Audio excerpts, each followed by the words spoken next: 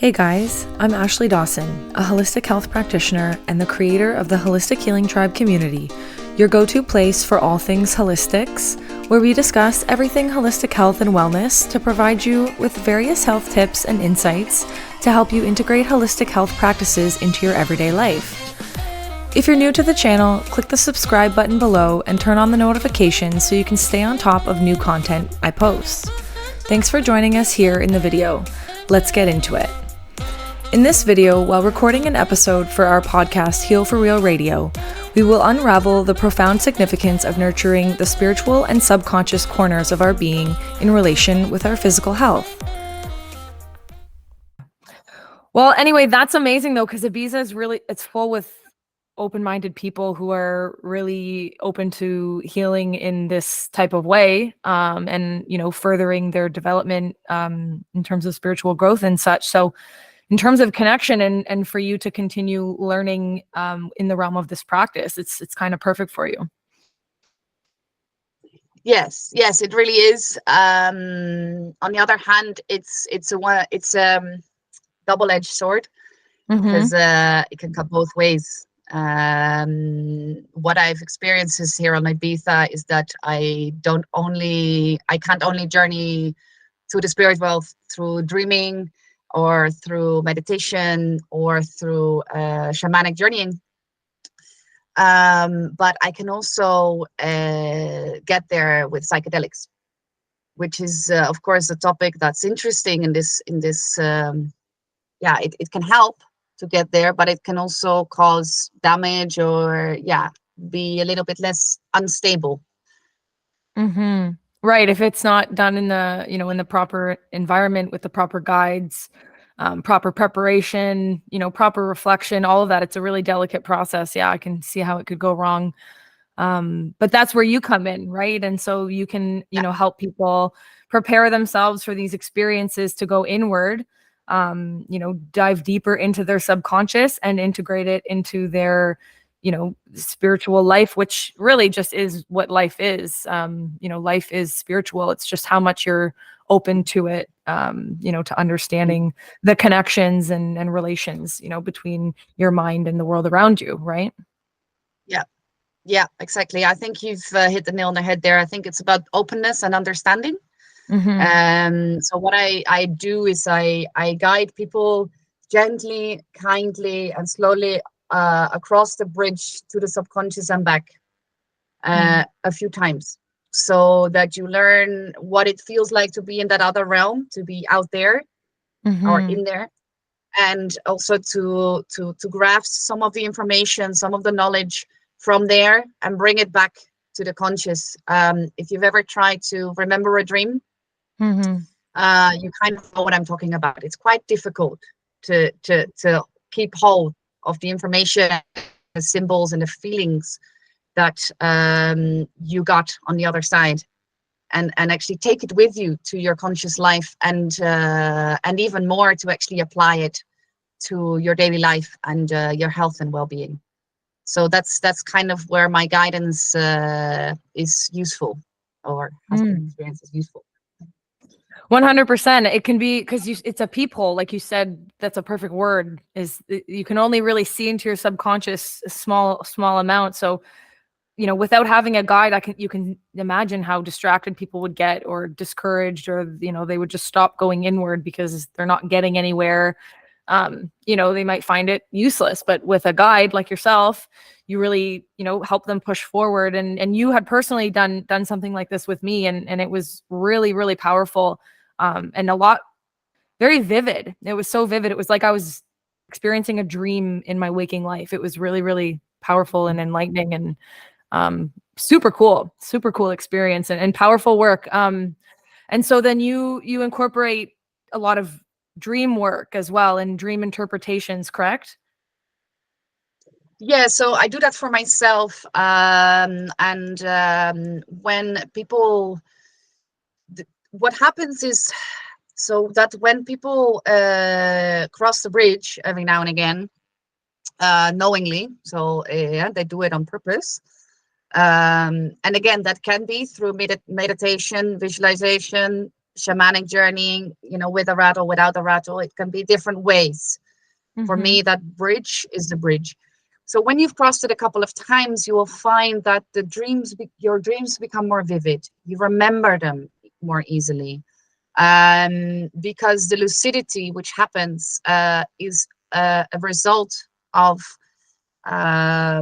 your consciousness actually being strong enough, the muscle of your consciousness being strong enough to wake up in the unconscious.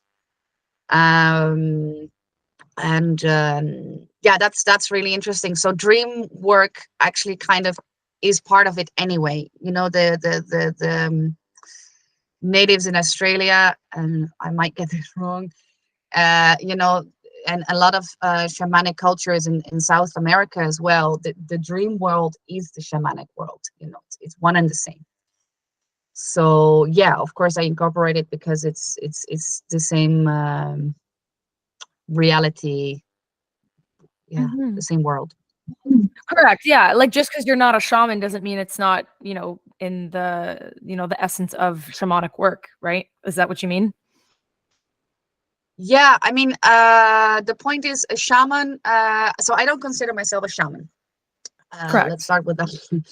The Right. shaman that I studied anthropology, so I have realized that to be a shaman, you have to have had big initiations, years and years of practice, lineages, culture, everything. There is so much to being a shaman that we cannot even comprehend. We cannot get to because we're just in our lives here. We are too far away from it. Doesn't mean that we cannot.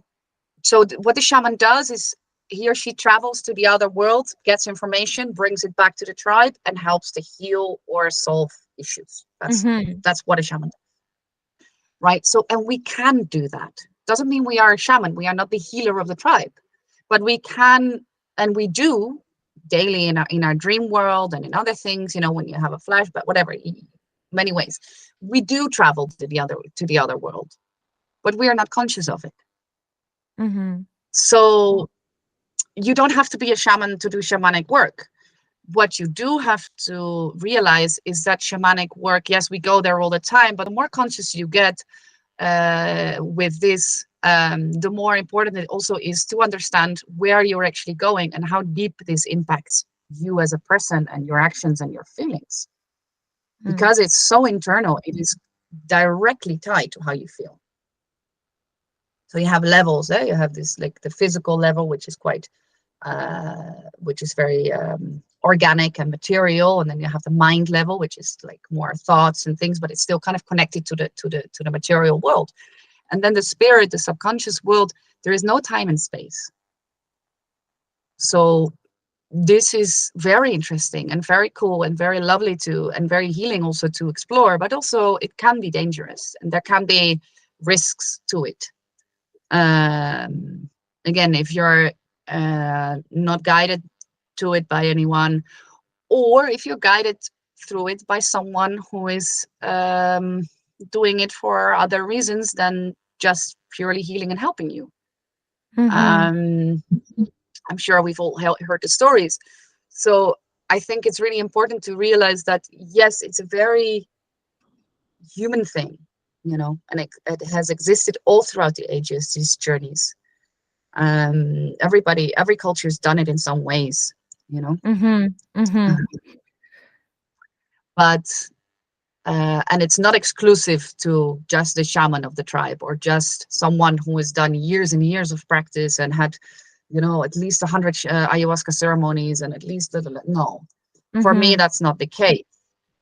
It's about awareness and awareness of why do I do it, and do I do it with pure heart, pure conscious, and do I understand my own inner world? And then integration, right? Taking the information that you find during this said journey and then integrating it to do the things, Exactly. that you went out, the whole purpose of why you even went inward is to make those changes. And I like how you said it's human. You said, in other words, it's human instinct to want to do this. Like, it's completely natural to want to go inside your subconscious and understand what your what your subconscious is trying to communicate with you, in your waking life, so that, imagine how beautiful and harmonious life would be if you're just in complete coherence, your subconscious and your conscious mind, and you're just living your complete authentic self, because that bridge is so strong. Well, if you I'm laughing a little bit here, because if you want to live your authentic, want to be completely coherent to your spiritual subconscious self and your outside self, you would be completely mental. The world doesn't allow for it. Yeah. Okay, so I'll Your spiritual rephrase. self is something out there, darling. It's not even like, Right. So having a healthy connection, I'll rephrase, a healthy No, connection it's between. super. It's quite difficult. Yeah, that's Anyway, funny. But um, yeah, that's really but cool. to be aware of it, and to be, in that sense, coherent, to know what's going on underneath sea level. When you know what's going on underneath the sea level, you know when the tsunami is coming. Yes. Yeah. Or Good analogy. so I like that. and that's yeah and that's the awareness that I'm talking about. So that can help, like, and that can be through shamanic journeying, through dream interpretations, through anything. And most importantly, with respects to actual integration, or the acting out Right. of your lessons, is to be really aware of your personal spiritual language. Mm-hmm. So, Right. we don't come from a tribe of people with a generation upon generation of practices and knowledge that has been, given to Passed us. And, down. Right. we're not in a sense, we're not that coherent. We're not the same. We are all a mix and match in this post, like, we are individualists. So we grab and pick and choose, and grab and let go in all of these spiritual, symbolic, religious, political, whatever fields that we get our meaning from, and we internalize Mhm. it. And that's the language that we speak to ourselves, and the spiritual language that spirits speak, or your dream world speaks, or something. It's so symbolic and so attached to your feelings, that your language wouldn't even compare to my language. We are all Right. so different in that sense. So it's Right. really Yeah. important to understand your own language, to see, like, why you feel the way you feel, or what's a certain color, or a certain image, or certain things, how that makes you feel. And then you can use that, like, okay, so this makes me angry, this makes me upset, this makes me happy, this makes me feel good. So then I know how to change my life, to make me feel more peaceful and balanced, and strong within myself. Right. So insight I hope in that makes what sense. aspects you need to tweak, basically, to get the outcome that you're searching for. So what would an example of someone going inward, and they'll realize certain things, if you could give examples, and then what integration would look like afterward, and how you would guide somebody through their journey inward, and then through the integration afterward. I find it hard to talk about other people in this sentence. So do you mind if I talk about myself, like how Yeah. I do it for 100%. myself? Yeah. Yeah. Yeah. So recently, I had some shamanic healing done with a friend of mine who who has done years and years of shamanic training, and she helped me to have a look with me into my spiritual world. So we actually dove in together, and she cut a few ties here and there, with spirits, with entities that were not feeding me anymore, were actually taking my energy away. Right. From your And past. from my past, yeah, and actually also from the here and now. So because in the spirit world, the past and the present are the same. Right. So there was just some ties that were still there, and she actually asked a spirit guide to cut them She didn't cut them herself, but always Right. ask the spirits to do it for you. Because healing is never done by the shaman. It's always done by the person itself. Anyway, so I got that, and then I kind of woke up, and I did my notes, and I did all my my interpretations of that, and I decided to cut ties, and to actually say no to people sometimes when they made me feel like that spirit made me feel in that journey. And there was a certain, and I cannot describe it, there was a certain taste, a certain flavor, a certain color, a certain, try to describe a feeling, but I know what you a mean. Yeah. certain sharp, tangy feeling that this spirit made me feel in that journey. Right. And That you that I didn't wanted to like cut. So every ultimately. time I have an encounter with a person that says something, or and I feel that way, I just, I almost physically put my hand out and say, stop. Mm. I'm sorry, but this is a no. I have no energy for you. I have no time. I have no space. I'm focusing on myself, and this is not helping anyone. And and that can be with work, that can be in any kind of way. But for me, it was about stating my boundaries. But for example, it can also be letting in love, recognizing who is your true love. So if you go on a journey and you meet your true love spirit, and then you know how they feel, how they taste, how they smell, how they look a little bit, not physically, but look as in what feeling they feel, and then you might recognize this person when you walk around the earth. Right. So it would be like a feeling that you feel in this inward journey, and you would recognize the way a person makes you feel in real life, and something would be familiar, and be like, light bulb. Okay, I know this person from somewhere. And Yeah. yeah, and it's funny you say that, because when I met my partner, whom, as far as I know, what true love is, he's definitely mine. It Mm. just, it was so familiar, but had never met him before, but it was definitely a familiar feeling. He just felt like home, and I, everything told me that this, he was, who I was supposed to be with, whether it be at that Mm. time, for now, or forever. I don't know, but definitely in my present waking life, that, that's how that happened, and gave me the green light, kind of thing. It was a feeling, Yeah. ultimately. Yeah. Yeah. So it's really feeling based, and it helps you to recognize your feelings. And as I said, that's analogy, like you can see the tsunami coming, or you can feel it coming, Mm-hmm. and you don't Definitely. get so overwhelmed by your feelings anymore, because sometimes there's not a lot of things your mind or your body can do.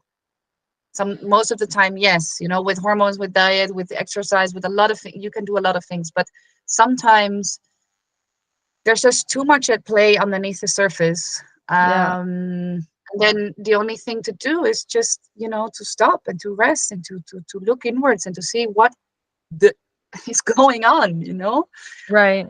Right. Just and prepare become for the aware. experience. Yeah.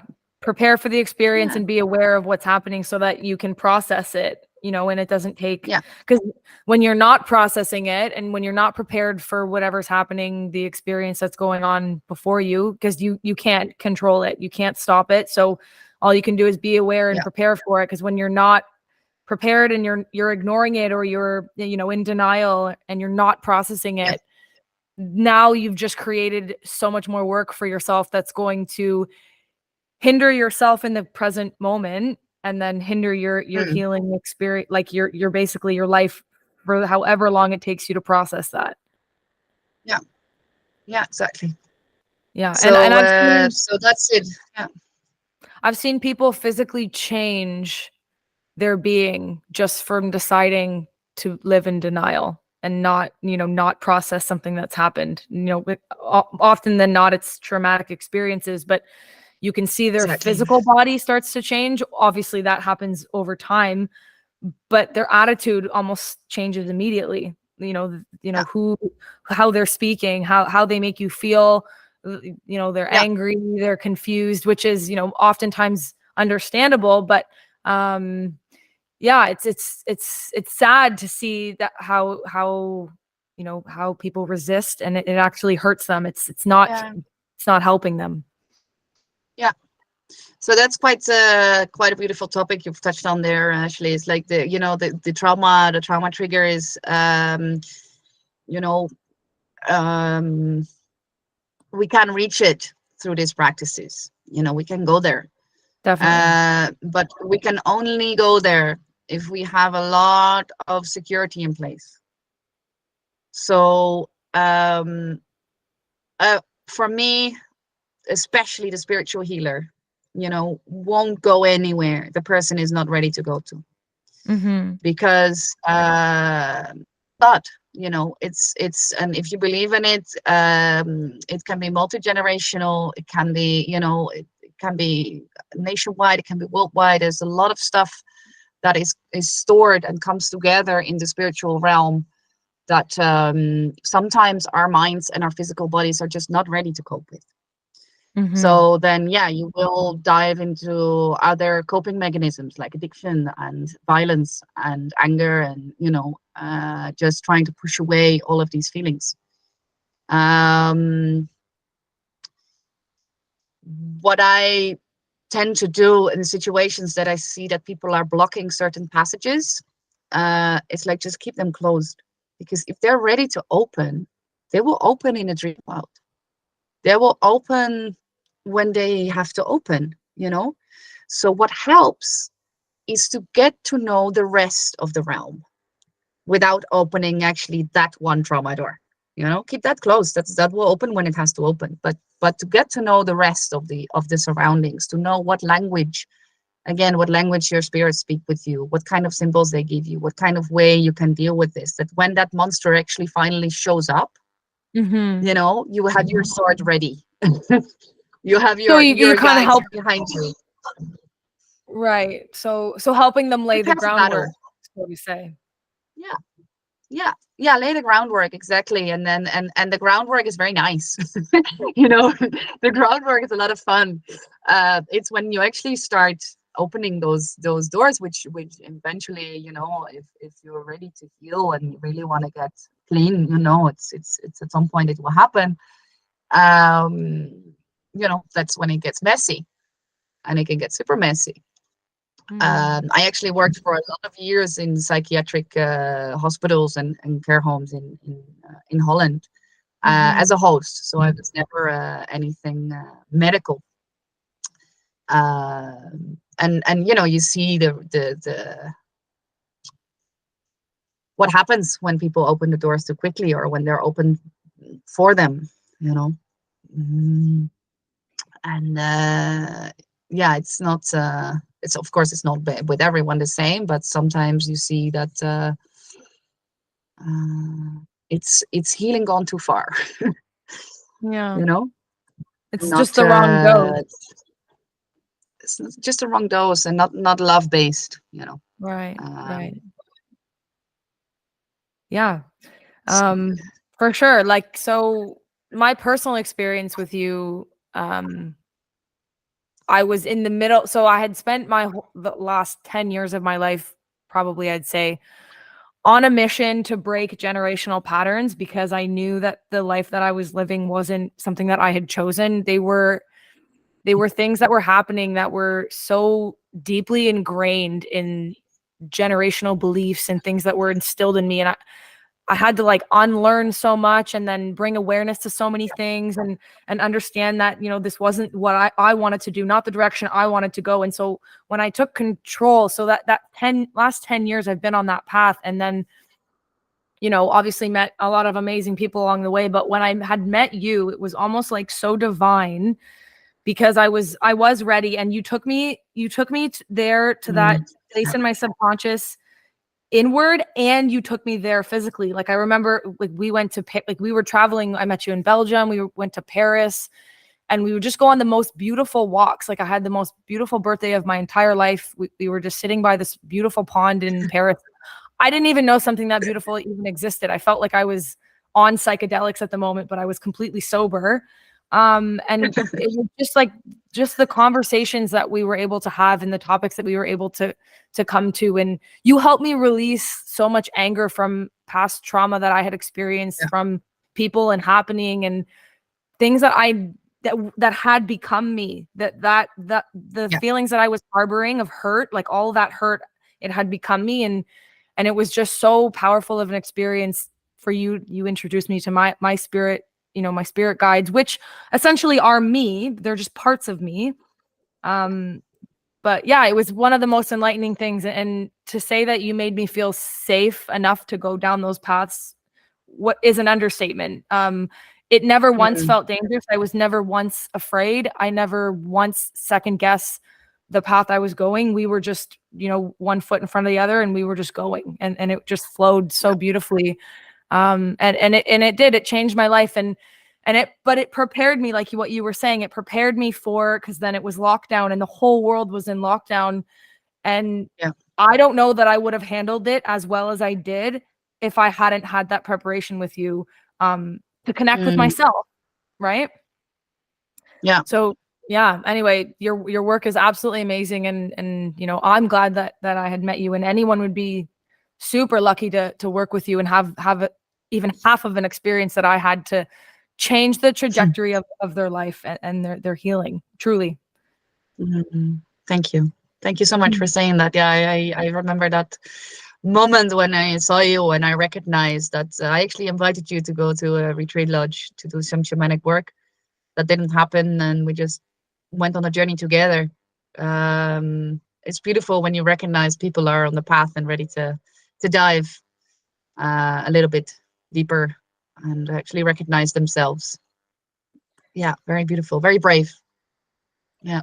But I mean, like, and you as well, to like to answer the call that we had recognized something in each other, where we just gravitated towards each other, and then there was no question moving forward that the rest of this trip, we were with each other, right up until our paths were meant to go different ways. But it was quite a while that we were together. But yeah, very, very powerful. And I guess moving forward, and the last thing maybe that we can touch on is how important this is to integrate into our holistic wellness treatments, to that actually affects our physical health and affects our entire all aspects of our health moving forward. And I think that this is kind of square one, like the base starting point is the subconscious, in my opinion.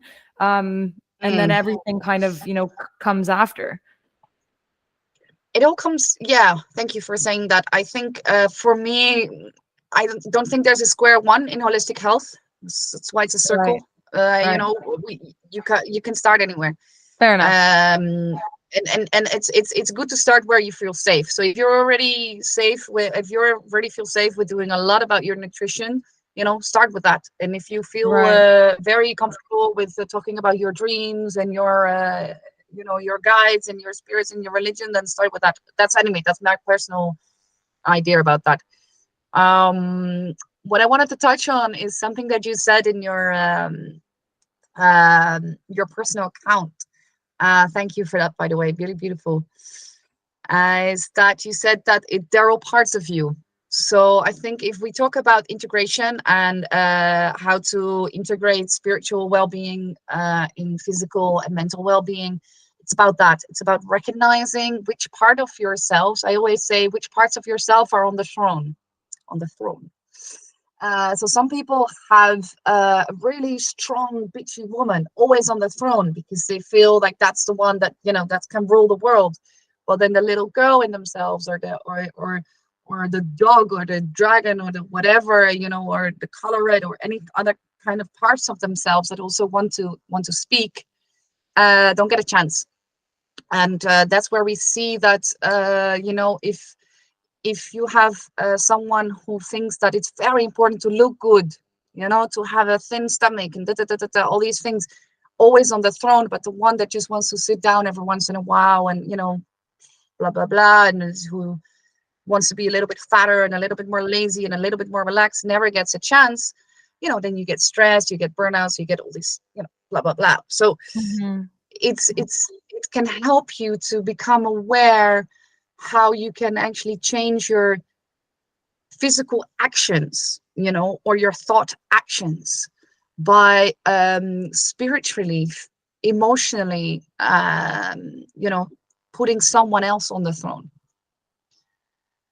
Almost like a Or maybe reprioritization. yeah, I think so. And I think it's very linked. I mean, this is very linked to psychology, you know. It's like it's I had a discussion the other day with someone who says, this is what you do is not spiritual, it's psychology. Well, you know, it's all the same.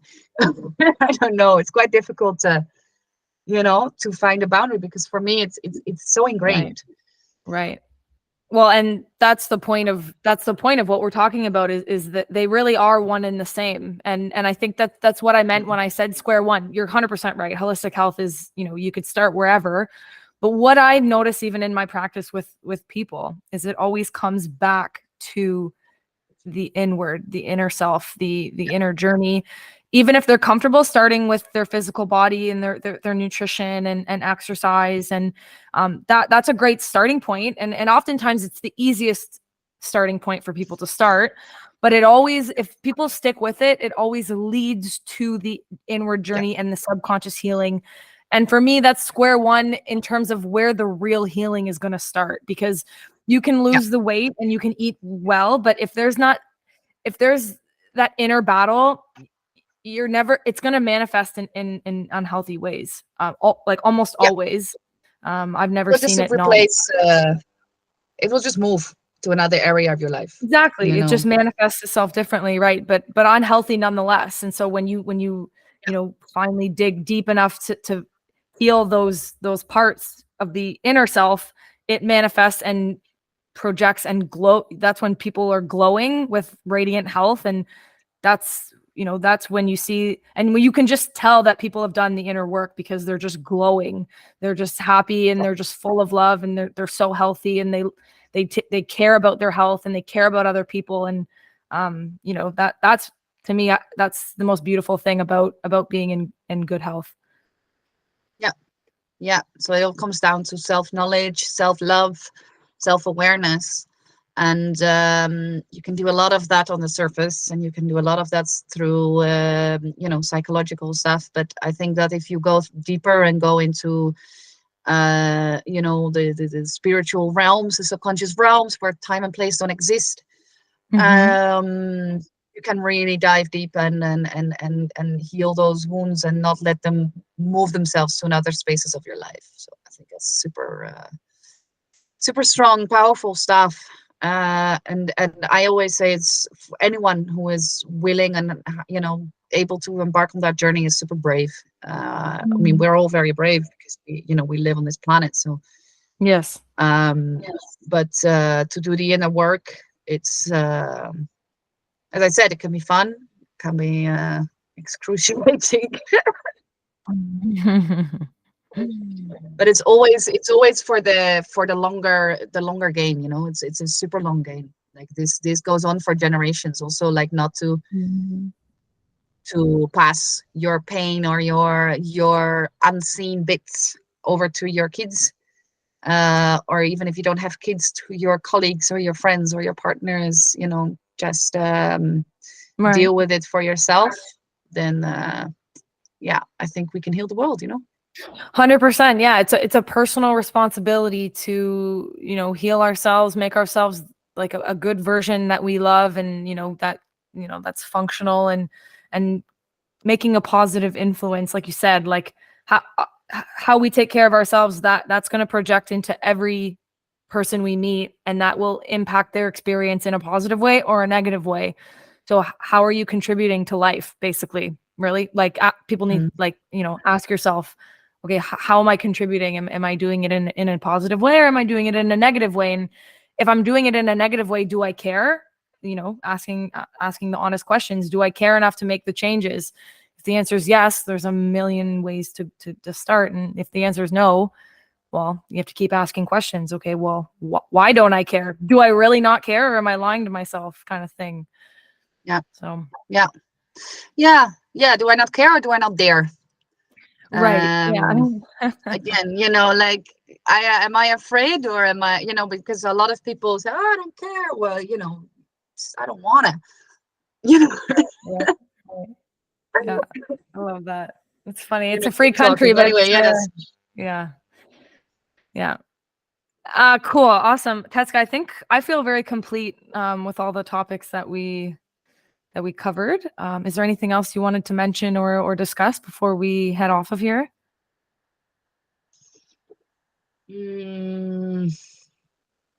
So many things coming up now. Go for it. Maybe for another, let's keep those for another day. I think I'm very happy to have been able to speak here, and thank you so much for your questions and this conversation. I feel very happy to talk about this because it always just sparks a light in me that that is just super happy and feel proud to be able to guide people on this path. Very blessed. Yeah, so thank you. Love that. And I'm blessed to have encountered your I'm going to call them magical powers, your magical healing powers, and happy to have it as part of my healing experience in life. And Tetska, I call you Tetska because that's how I know you, but Theodora is your healer practitioner name. If people want to find you and work with you, how can they find you? So my website is www.guidedbytheodora.com. And it changes a lot, and I also have guidedbytheodora@gmail.com. I'm not so much on Instagram and Facebook. I'm just not a social media person. So you can find me on Guided by Theodora on Instagram, but don't expect too many posts. Right. And I always keep an updated link connected to you where people can find you on my website at www.holistichealingtribe.com. So there'll always be that link for people to find you through my website with an updated link. So anyway, thank you again, Theodora, for joining us today and enlightening our audience on this wonderful topic of subconscious and spiritual health. Thank you so much. Bye-bye. All right. Bye, everyone. Thanks for listening to Heal for Real Radio, and we will see you next time.